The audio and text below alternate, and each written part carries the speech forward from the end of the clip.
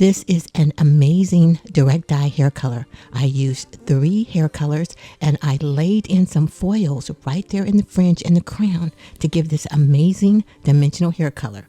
I started by sectioning the hair in a wedge right there in the front crown and the front fringe area. And I'm laying in the foils vertically instead of horizontally. Let's look at this diagram. You can see on the left is the fringe panel right there in the front bang area. And what we're going to do is the full fringe panel. That's how we're going to lay in these highlights. We're going to drop in some foils. I call it foilage, kind of like balayage, except instead of hand painting the highlights freehand, we're going to use the foils. And I'm using the foils to keep the hair colors separated. I'm using 3 different colors in this overall hair color session. Let's zoom in on exactly what's going on. You can see in the diagram that wedge, that triangle actually, that's in the front fringe area going all the way back to the crown. And I'm placing the foils vertically. You can see the red lines. That indicates the placement would be horizontally, but because she wears her hair combed to the side, I'm placing the foils vertically. And this is how you get professional highlights on textured hair, no matter what colors you're going for, whether it's a cool blonde or a peacock blue. The process of lifting and placing the colors are the same. You can see here that I'm not making straight parts. I'm making zigzag parts so that the colors will blend not only from the root but all the way towards the end. You don't want to have blocks of color. When I look on TikTok and I see a lot of girls who do their hair at home, or some stylists who don't really understand color placement, they'll place the color in blocks. And first of all, it's going to be horrible to grow out blocks of textured hair that has different texture. Does that make sense? Because if you have one section of hair that's completely bleached and toned, and then you have another complete section of hair that's virgin, you're going to have drastic lines of demarcation and breakage. The most important thing about textured hair is maintaining consistent texture, no matter if it's super kinky or super straight. And in order to keep healthy hair, I always add this Brazilian bond builder to all of my hair color products. I also added this Guy Tang collagen powder to this direct dye hair color. Look, give us a thumbs up, click the subscribe button, and click the bell so you can be notified when all of our videos drop. Now back to these direct dye highlight placement. We go deeper into actual hair color placement in our hair color masterclass. You can learn all about it on our platform at beautywellnesshaircare.com. In this session, like I said, I'm using 3 hair colors. You can see this violet color around the back half, the nape, and around the perimeter. And then I'm going in with 2 other colors to lay in these highlights. And like I said, it doesn't matter if you're going for a more contemporary, cool blonde, or you want a more vivid, crazy color. The process of lifting and color placement is the same. And professionals, we don't really get into block hair color.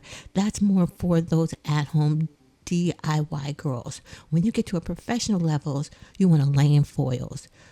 You really don't even want to use a frosted cap.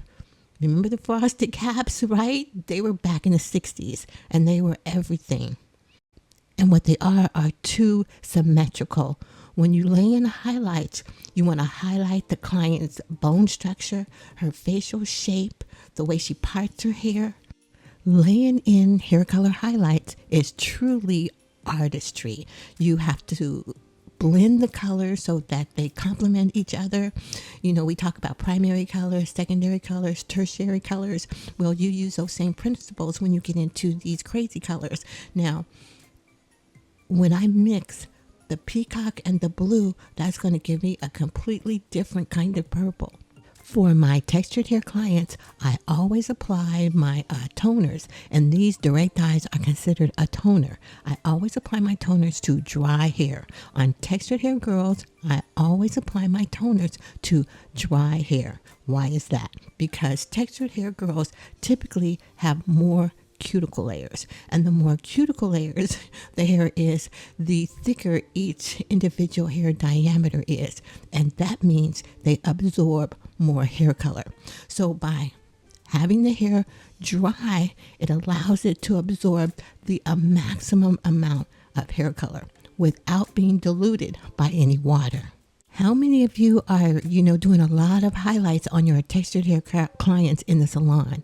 Let me know below. Let me know what products you're using, and let me know what toners you're using, and any questions you have about both of those. Now you see here this zigzag parting. You don't want to make straight partings. You want to make zigzag partings. You want to make irregular partings. The irregular partings allows the hair colors to blend more naturally. When you have a straight part, right, there's a harsh line of demarcation, and as the hair grows out, you can visibly see the new growth in contrast with the colored hair.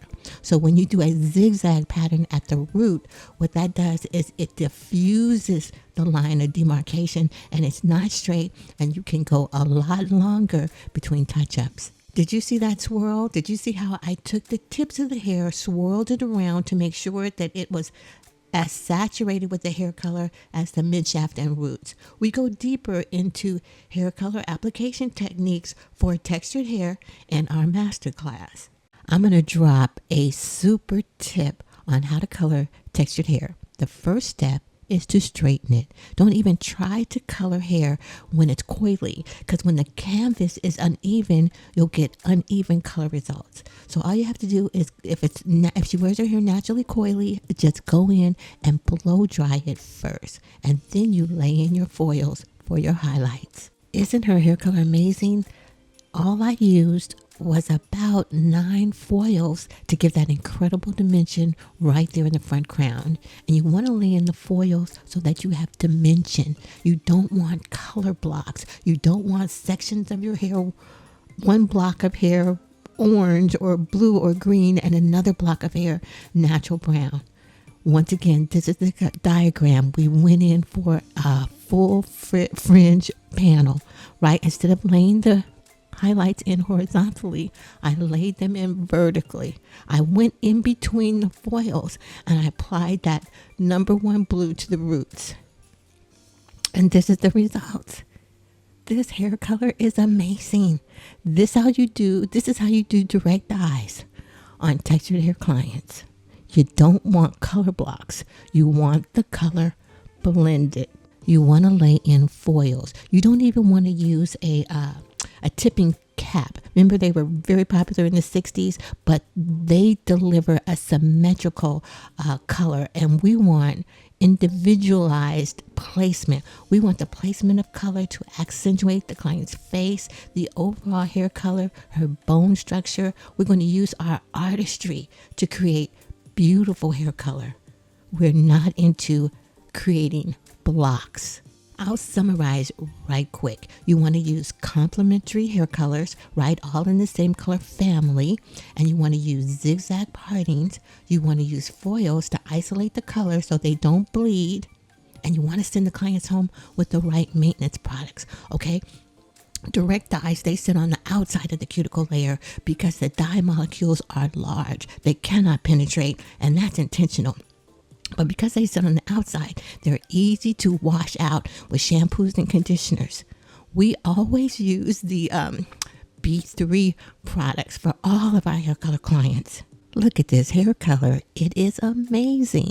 Come visit us on our platform. You can buy all of the products and tools that I use in these videos there. And thank you for watching.